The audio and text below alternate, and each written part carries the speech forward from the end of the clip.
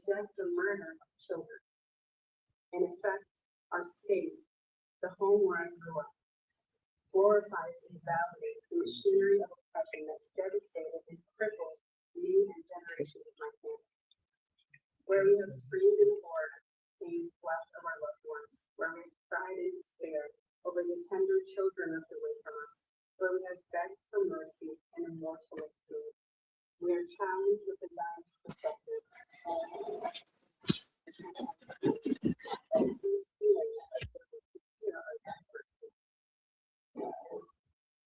How can it be a part of opposing suffering in my family? How can it be harm to ask that my family not be deprived? How can it be a harm to appeal for dignity in death?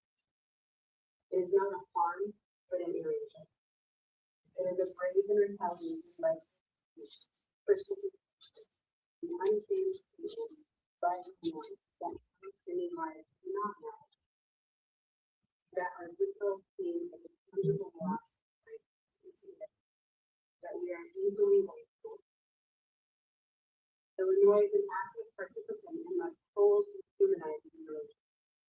Even this very committee, the fact that we are relegated with some category regarding this putting on this region. This view was refused the normal process of access. We asked for this bill to go for a vote, as all of it goes through, even if that were a vote against. That was denied. And that in itself is erasure. My heart breaks at the casual indignation that not all person has retaliated. I had visited myself when I was born and raised in Illinois. It is everything I know. It is where I have manifested life. And it is where I have always planned to continue. Turned long face and made small, stifled, suffocated, and discarded. I'm stripped of rights. Other citizens of the state and this country are naturally wanted, just as a function of the title. The seal of the state of Illinois bears the motto, state sovereignty, national unity. Sovereignty, by definition, is the authority of a state to make laws and governance without external interference. And yet, the current law places limitations on the fundamental constitutional rights of persons. The behest by a board that, as Representative Hershey stated, announced its interest as, quote, preserving Israel's freedom. Illinois cannot be said to be truly sovereign, and it undermines a fundamental constitutional right by a law devised to preserve the sovereignty of a foreign entity. To live up to its own motto, Illinois must pass Bill 2723, repeal the law that creates an exception to this, restore faith in its true sovereignty.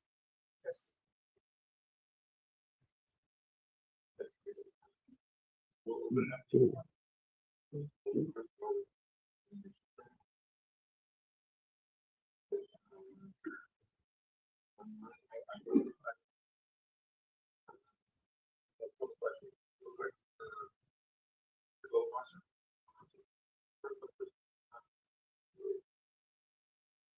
your argument right now chills First Amendment. How do you distinguish political expression? What I would say where he discriminatory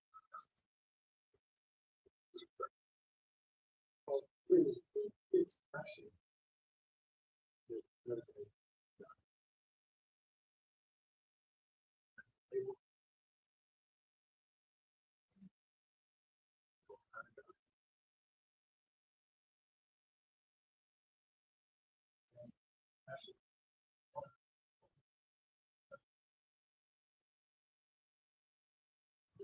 Jesus.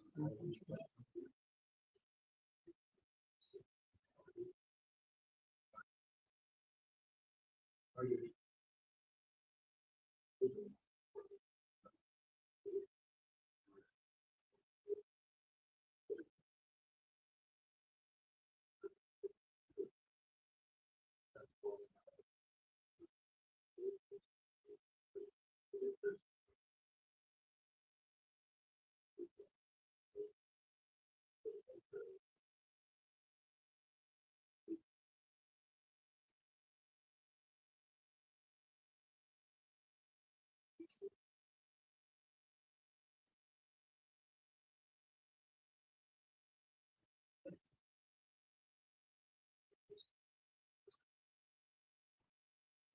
race. That's what it says.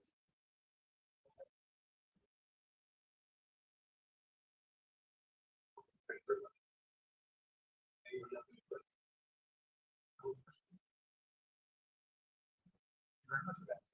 That's one.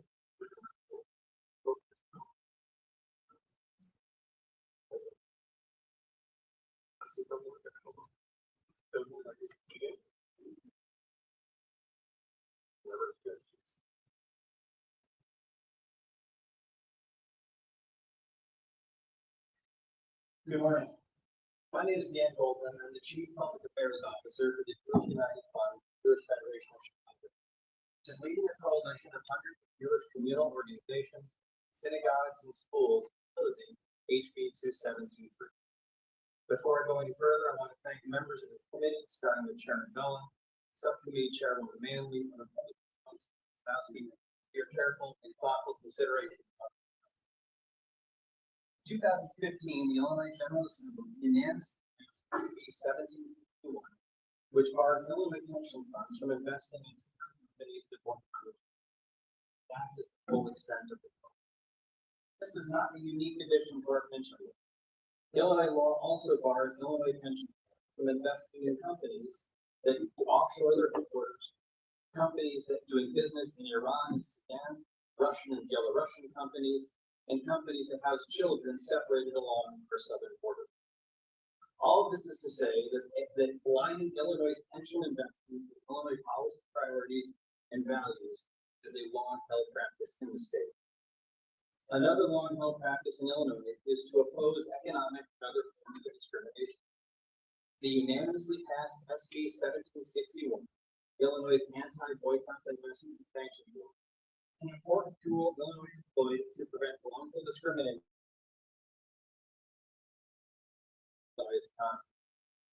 The boycott, divestment, and sanctions movement, commonly known as the BDS movement, is not an innocent protest movement against a particular Israeli government or individual Israeli policy. The BDS movement and its founders have made clear at its core they do not believe Israel has a right to exist as a Jewish state. They do not support a negotiated solution in which Israel and the Palestinian state can live side by side. To accomplish their goal, BDS supporters look for opportunity to isolate and ostracize Israel, Israelis, and those who support them. BDS-led actions include calls to boycott or divest from Israeli companies and American companies that do business with Israel, including Illinois' own Caterpillar, Motorola, and McDonald's.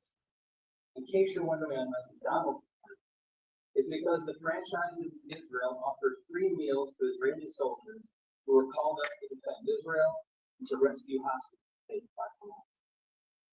BDS also calls for removing Israeli professors from academic institutions as associations and intimidating venues and canceling performances of Jewish Israel supporters, like Jerry Seinfeld, who recently performed in Aurora, and Matisyahu, who had his 2024 concert at the House of Blues just down the street canceled because of security threats. These are not the actions of a movement for peace. These are the actions of a discriminatory movement that wants to isolate Israel, Israelis, and their supporters. Recognizing BDS's discriminatory intent and its potential negative impact on Illinois' economy, Illinois lawmakers took the limited and constitutional step of ensuring that Illinois pension dollars would not be co-opted by the BDS movement. It is absurd that the BDS movement can now claim that their ability to protest Israel has been impeded by this law. There are monthly, if not weekly, anti-Israel protests in places including Chicago's Loop and the Magnificent Line. Illinois State Treasurer Mike Frederick's home and family have been protested and harassed multiple times, as have the private home of Governor Pritzker and Representative Brad Schneider. Proponents of this and other BDS initiatives show up regularly at hearings and gatherings to make their opinions known and to hold regular press conferences in Springfield. With the exception of protesting private residents, they can do all these things because their right to protest is and always has been constitutional. Foreign companies, however, do not have a constitutional right to receive pension funding. Illinois' anti-BDS law has been on the books for over 10 years. Over that decade, there are two important facts to note. First, only 28 foreign companies out of the 578 companies are on the restricted list because they support BDS. 494 of those companies are there because of connections to Russia. All of those companies are listed on the list. And second, since the law went into effect, its legitimacy, constitutionality have never challenged. Instead, all we have is an unpopular and divisive attempt to repeal a law that passed the Illinois House of Representatives unanimously. Advocates for HB 2723 will often repeat a fanciful claim that the anti-BDS law has resulted in some amount of lost earnings and pensions. This, however, is not true. It is incumbent upon the Illinois pension systems to then have a fiduciary duty to report concerns with any laws or legislation that may negatively impact the system or their returns. To date, not one of our pension systems has ever noted or footnoted the anti-BDS law as inappropriately entitled. The passions surrounding this bill and the events coming out of the Middle East are powerful, and I do not question the feelings or the lived experiences of those on the other side from me on Israel-Palestine. However, the question of who has the right to which to what land and under what terms will not be settled in Illinois, and will not be settled by repealing it. The future of the Middle East will be settled by what Israelis and Palestinians accomplish together in places like Jerusalem, Tel Aviv, Rome. What we can do here in Illinois is to continue to stand against all forms of discrimination, including that favored by the BDS. We can create an environment where supporters of Israel and Palestinians can work together to find common ground so that they can help their friends and loved ones who live in the region find peace. We can come together to address the real problems facing Illinoisans every day, like access to health care, adequate housing, healthy food, and good education.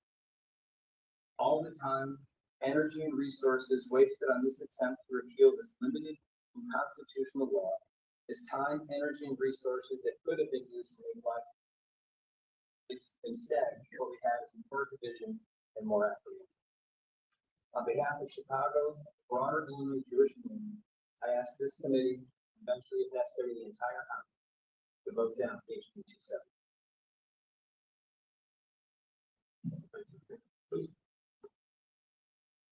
Good morning.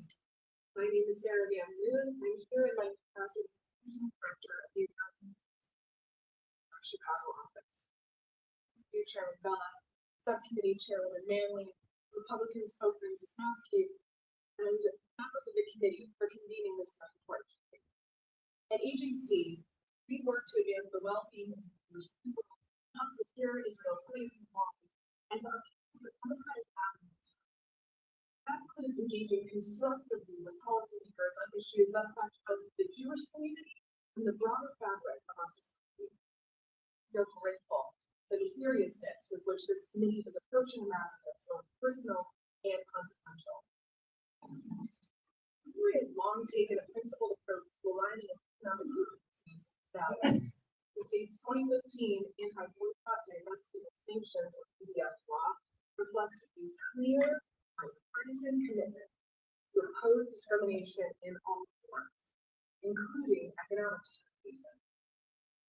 Third, this approach is consistent with Illinois' broader history of restricting pension investments in entities whose conduct was counter to policy priorities. From AJC's perspective, the BDS movement is not simply about criticism of Israel or the Israeli government policies. Rather, it is a campaign that in both act and in principle seeks to isolate and delegitimize the world news. Many BDS leaders openly reject Israel's right to exist and oppose negotiated two-state. This reality matters because it underscores that BDS is not a vehicle for coexistence. It is in fact a barrier.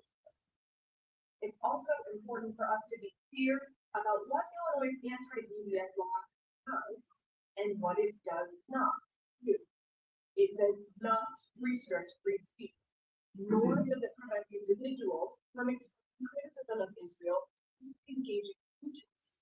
Those rights are constitutionally protected and they remain intact. What the law does is ensure that state pension funds are not used to support companies that engage in discriminatory boycotts against Israel simply because Israel is free.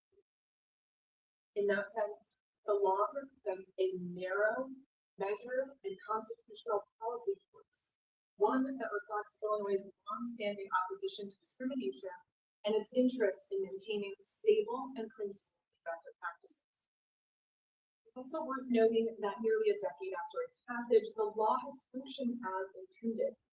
It has never been successfully challenged in court. There is no credible evidence that it has materially harmed pension performance. Claims to the contrary remain speculative.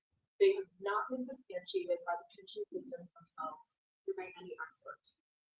At a time of heightened polarization and rising anti-Semitism, it's especially important for policymakers to resist efforts that would deepen division without eliminating meaningful benefits.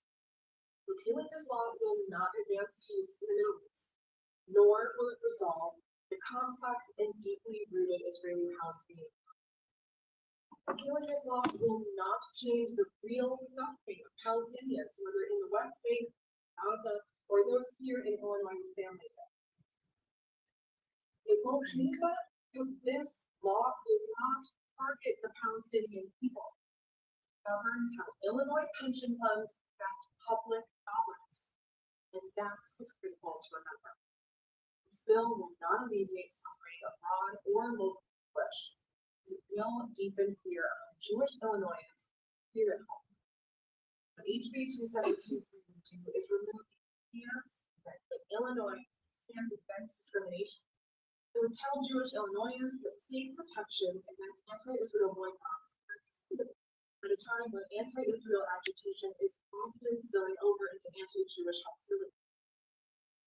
Instead, Illinois should continue to foster dialogue, support efforts towards coexistence, and address the pressing needs of our communities here at home. Illinois can focus on remaining a more diverse perspective, where discrimination, economic or otherwise, is firmly rejected. On behalf of EJC and the communities we represent, I respectfully urge this committee to oppose HB 272 and to oppose Illinois' long-standing commitment to fairness and justice. Thank you for your time.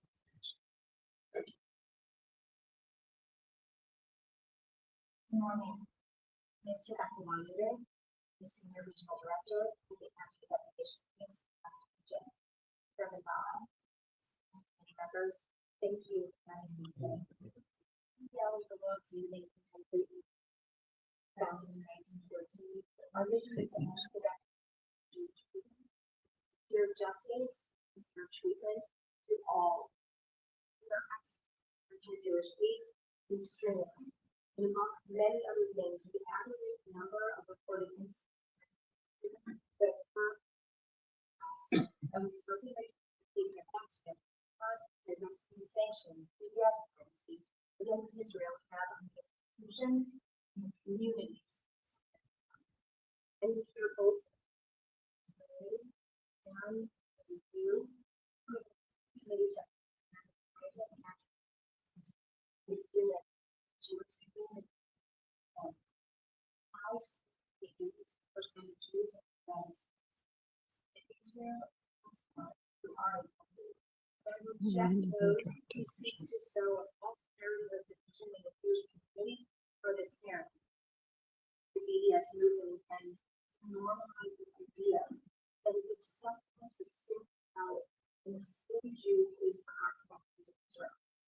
The movement's work to systematically include Israel in economic, academic, and cultural life. They don't just target a foreign, they create an environment where Jewish students, Jewish businesses, Jewish families become targets too. Illinois Jews are already living the most violent years since people invented the continental in Illinois alone, the testimony against over 2 years. 22 to 336. Each 4. The hateful rhetoric that leads to violence and fear has been normalized. And the Jews' social and national spaces is devastating the everyday life of Jews in Illinois. HB 27 will not improve the Naamah, Palestinians in Illinois. It was counted to be tested targets for Israel of the Jewish state and used worldwide are actual news. With estimating and Israel's powering the mind anti-Jewish violence, legislation like this says it's massive.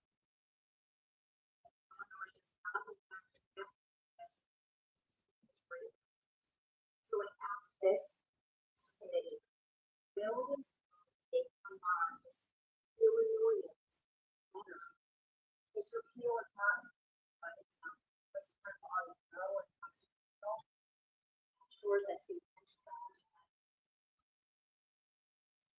repeal is not about free individual organizations and companies still express their needs, they can protest, and they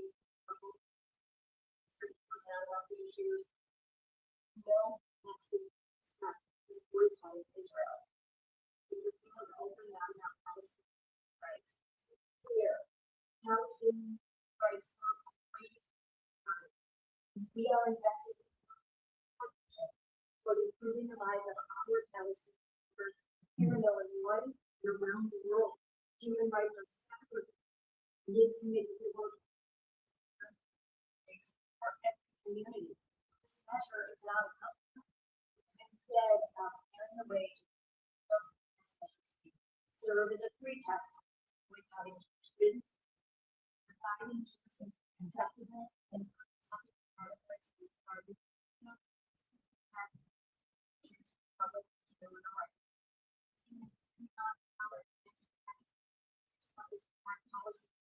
Even when it's Jewish needs to be our ally. So let's back into 17. She made free that all of her children to God.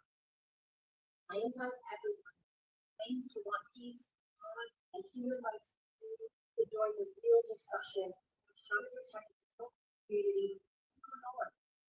To support legislation that does not require discrimination, shouting down, excessive degrees of intellectual separation, or read the content of the desired outcome.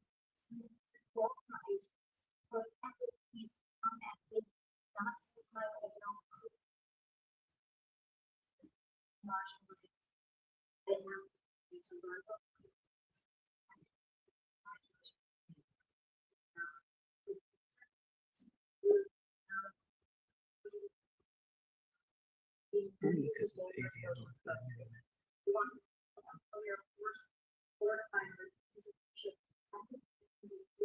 when we gather, when we worship, we want to tell you about the emotional toll it takes, not just on adults and our children, putting in their songs and hope that they're not victimized with medication is not enough.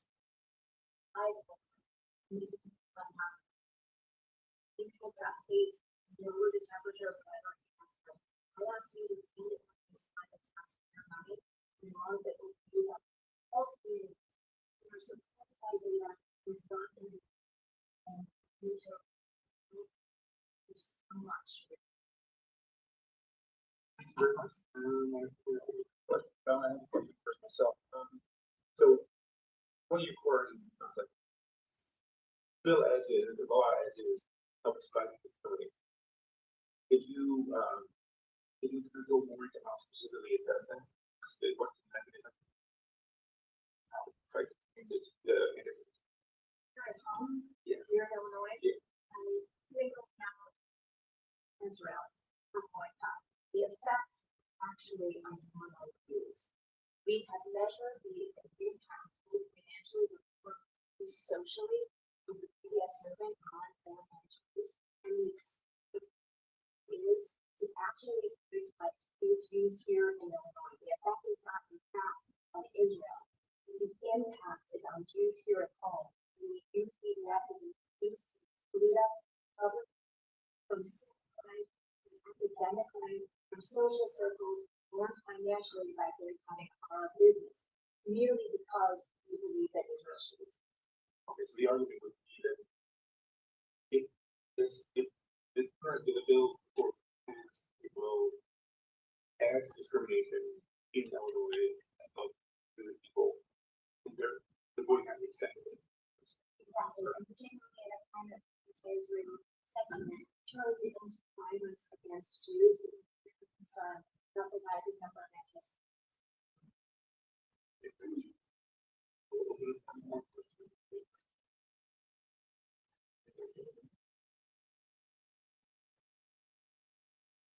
Other questions?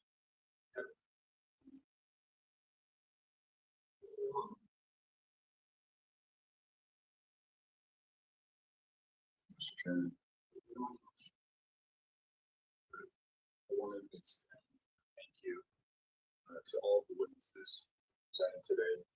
Pretty powerful testimony on both sides of this issue. I know it's an issue that will under discussion in the state. I wanted to recognize the sponsor and thank you for engaging in this discussion today. As I look out at this room, we have very strong, very diverse opinions, all represented here in this room. And I appreciate the creativity and symbolism of this topic. I appreciate everyone who is here. With thumbs out, with notes taking, with it's nodding or sometimes shaking, but this was a hearing that was conducted with responsibility and decorum. And I think it's a testament to everyone here in this room, both sides of this issue, that we're able to have this hearing, learn more about this issue, and do it in a way that is respectful. Thank you. I want to thank all the witnesses. And the public, there was a lot of concern that this was going to turn into what I used to my grandparents call Donnybrook, like a lot of screaming, a lot of yelling, a lot of, throwing chairs. We've all done a great job, not just good community members, but quick witnesses, great people who listen to this whole thing. And you're very nice. Here for both sides. It was motion for sure. Motion from the it was very different.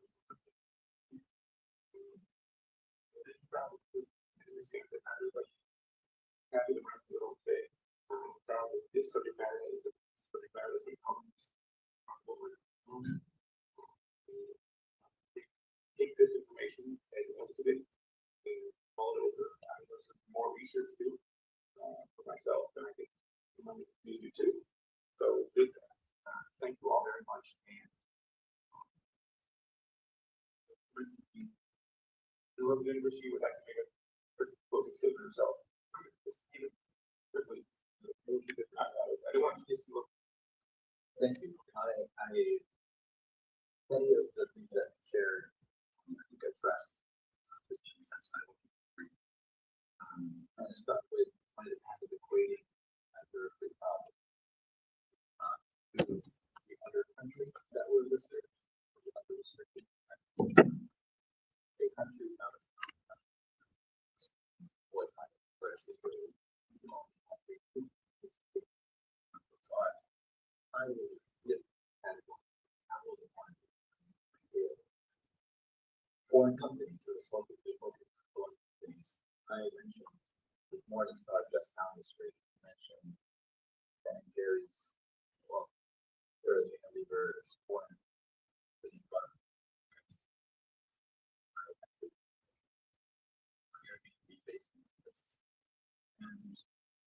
Anyway, very much of intellectual separation. We are engaged. Intellectual separation was highly under opposition. Not engaged by the opposition. I explained exactly what those senators did to my family. What they did to me, sorry. There is boycotting done led to retaliation by our state. As real as it gets, frankly insulted. So I appreciate the opportunity. I do want to say, speak to the record, this is one of the first big fights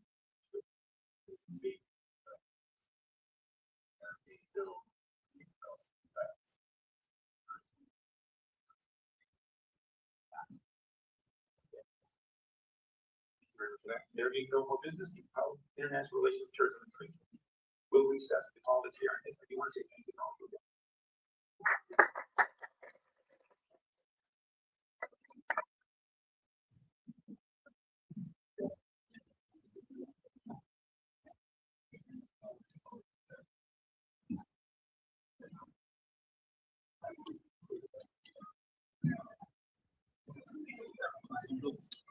So that was it. They do not take a vote today. They will be taking a vote another time, I guess. But yeah, that was it.